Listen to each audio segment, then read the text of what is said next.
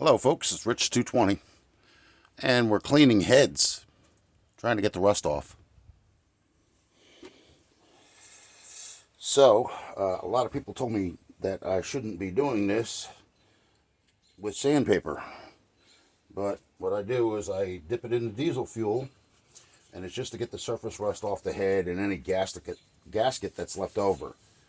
And I don't put any pressure on it, so that way it just takes the residual mess off from the last one. This way it starts out with a clean head and not a corroded, caked up, messy head.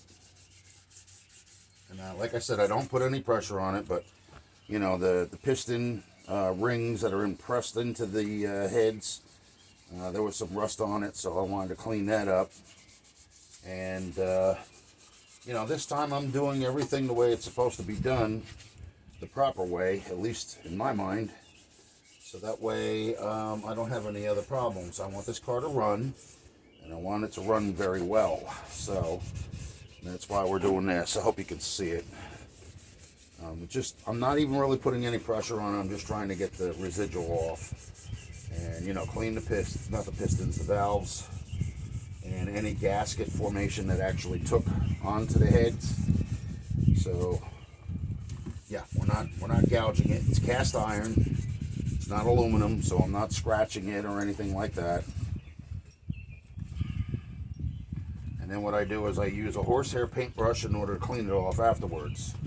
And this way I can get inside here too, around where the spark plug goes, in case there's any sludge in there or any other stuff caked up in there, foreign materials or whatever have you.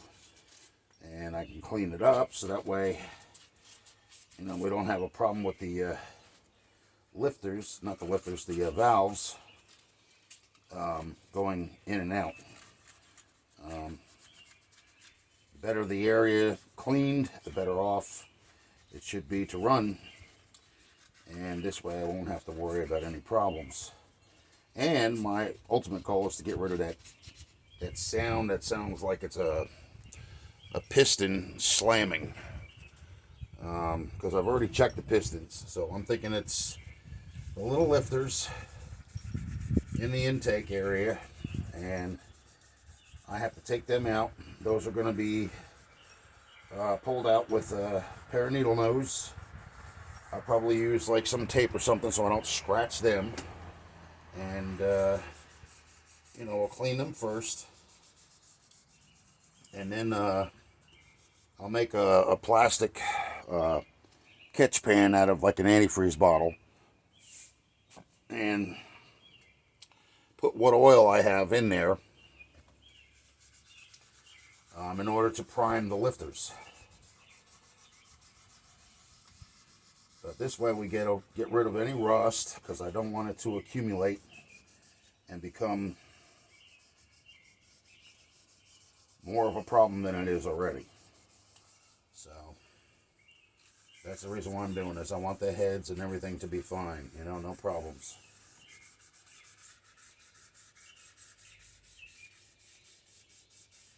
And 400 grit paper being saturated with diesel fuel, I really don't think it's going to make any problems for me. I think it's going to keep these clean to the point where I need them. Of course, with the block, I'm going to have to scrape off whatever's there, but with these, it's not that kind of an issue.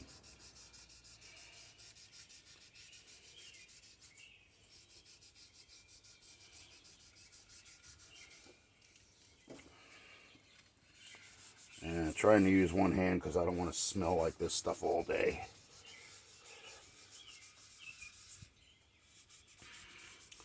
But there's a lot more to going into an old car than just slapping it together after taking it apart.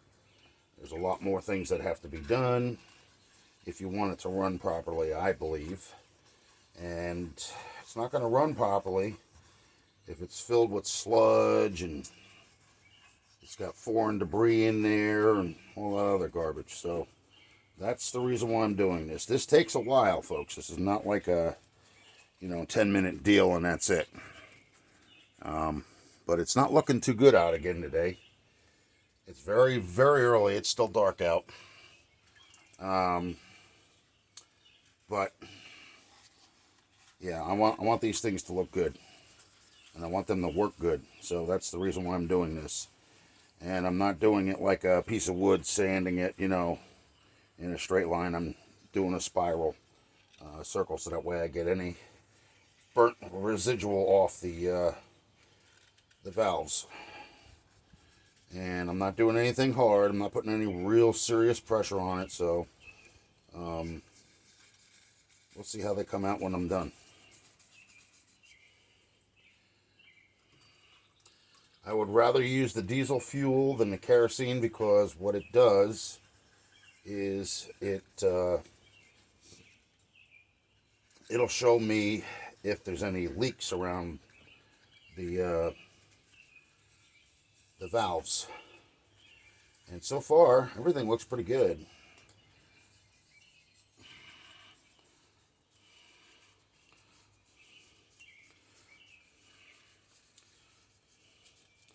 You know, cleaning the debris off gets anything that's in between the hole that the valve rides into. And I didn't put assembly lube on these when I replaced them. I don't know if this is the one or not.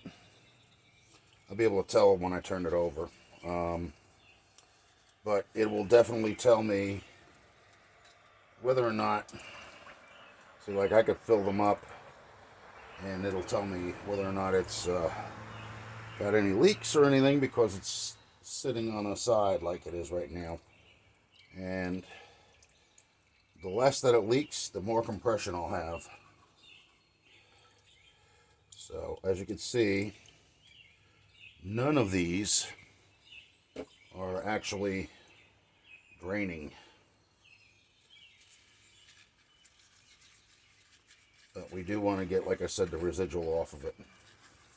Want to make sure that there's no problems with these valves seating, so we don't have a valve seat issue. And being a little OCD, I've had a tendency to do things like this all the time, so that's nothing new for me. And if you guys have followed me long enough, you know that's exactly the way I do things. I get very technical, and I like to make sure things are right. So, yeah, see, this has got some old wear of a gasket on here, right here, so it's kind of a little rusty, so we're going to clean it off.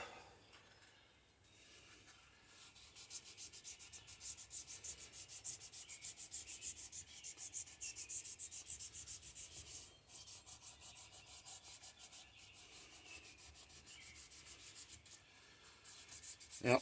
When you don't have a lot of money, you come up with ideas in order to make things work. You do the best you can with what you have. That's how the old saying goes. Without getting too in depth, you know. Now, if I take a paintbrush to this area that I just sanded, that brownish color won't be there anymore. It'll be gone.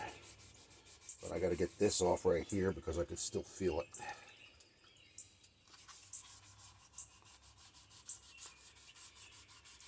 And of course, we let this drain for a couple of days because, you know, you don't want to slap this together and have diesel fuel exploding in your cylinders and all that. So, anywhere I see any residual now is where I'm just starting to, you know, sand it off with wet sandpaper. I don't know if it's 400 or 600 grit. Let's see. By the feel of it, I'd say 600, but I could be wrong. No, it is 600. 600 is a lot finer than 400. So, yeah, this should work fine. And not give me any problems. I just got to get this little area here.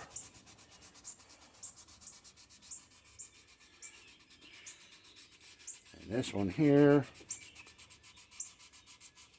You know, some of the areas where it's a little bit harder to get off, you do have to put a little bit of pressure on it in order to get the implant, or the trace of the plant, implantation, or whatever you want to call it, off. At the same time, let's see, we can do this. Let's see what we got here.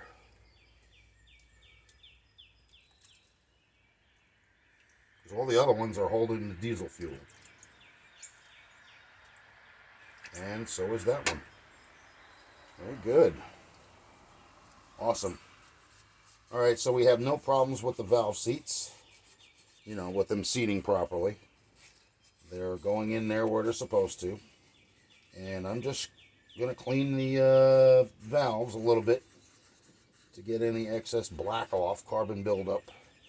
And I'm doing it very easily. I'm not doing it hard.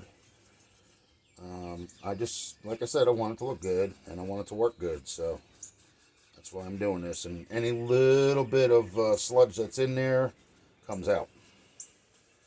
And I'm not bending any valves or anything like that. So it's just very softly. And there's still a spot on the head here I got to get off.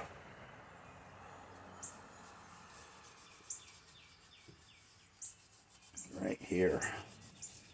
Let's dip this again.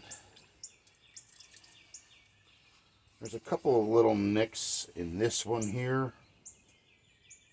But I think that's from the previous damaged valves. And, you know, I mean, I cleaned it, but, you know, it's not going to be perfect. I mean, you got to remember, this is a 57 Chevy head. They tried to make them as perfect as they could, but for the time period, nothing really was.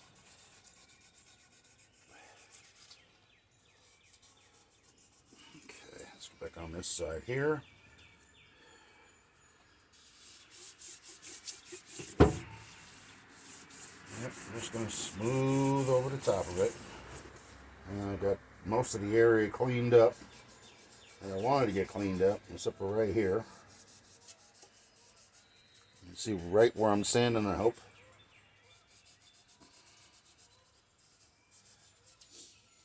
Anything that's black, I'm trying to clean it off. That's the purpose of this. And like I said, with doing it with sandpaper instead of a CNC milling machine, I'm not trying to take anything else off but the overlaying of the old gasket or whatever it was that was on it. Now, for all those that were telling me to use Permatex gasket sealant, no. Heads, you do not put any gasket sealant on. They come equipped with it already on it. That's why I go and buy Felpro, the blue ones, because if you put enough pressure on it, on the bolts, putting them back in, they will seal. But you also have to bolt them the right way. Okay, there's that. There's that.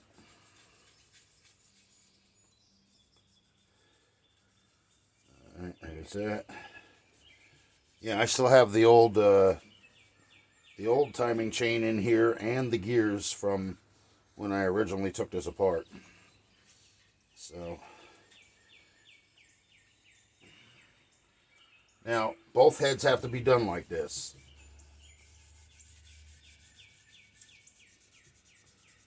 That's your best bet. Take your time, you do it right, and it'll come out right. You rush through in a huff and puff, and it'll come out messy.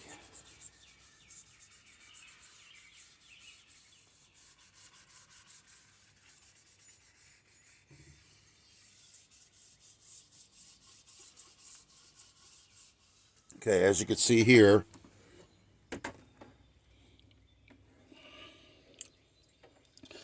all along here was black. So that's pretty much cleaned off. I just go over it smoothly at this point and try and get off whatever's there. I don't put any pressure on the sandpaper because it's a 600 grit and it doesn't need to put gouges in the head. But at the same time, like I said, you want to clean it off so that way you don't have any of that stuff causing problems for you when you try and reseal it. So that's why we do this. I want to make sure there's no excuses.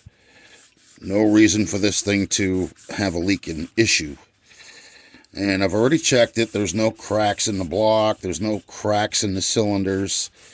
I mean, if there was, I wouldn't have gotten 90 pounds in the number 3 cylinder. And I wouldn't have gotten 95 in the number 2 cylinder as far as compression goes. So we know that those are good. I haven't tested the other ones or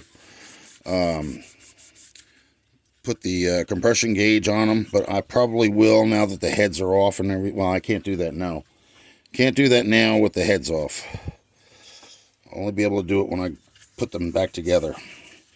See, and I go lightly over the valves so that way it gets off any residual, any sludge that may be on them, any dirt or any debris or foreign stuff that don't belong in there, and all around the area, you know, so that way it makes it easier for those valves to seat properly, and that way you don't have any problems.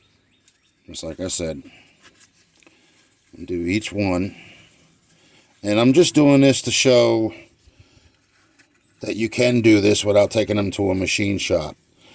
The cast iron heads are very different from the aluminum heads. The aluminum heads you have to take to a machine shop, whereas if you have cast iron heads, it's very possible that you don't need to even bother, as long as it's not like warped. And you can see how smooth this goes across the head. So, I mean, other than it catching the holes every now and then, you know, it's very smooth.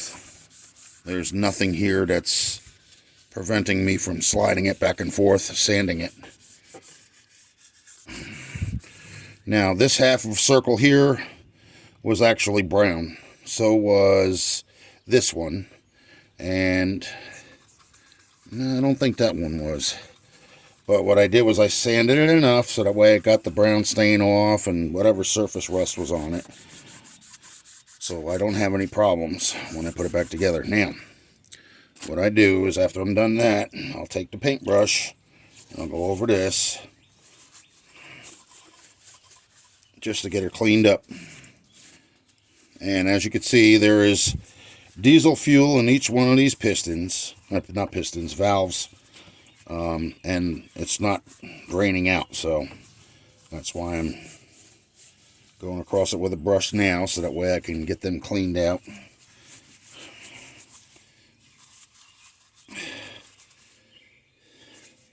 And yes, we have a dove.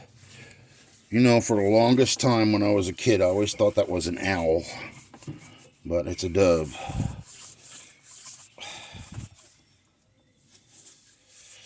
So, yep, that's pretty much what we got to do here, folks. You know, you don't need any coarse sandpaper because then you will put scratches in it. But 600 grit is fine. Yeah, oh yeah, that's smooth. Holy cow. Wow. The only thing that's coarse is around the holes right in here because it's cast iron on the other side. But I hope you liked our little video because it's now just starting to get daylight, as you can see. So this is my little shop over here. I've got all my tools over here, but it's on my porch. Let's put this back up here. So that's what I do, folks. That's how I do things. You know, you do the best with what you got, and you try to make the best of it. Please like and subscribe. Hit the bell for post notifications. Leave a comment down below, and don't be afraid to share this with your friends. And I'll see you in the next one.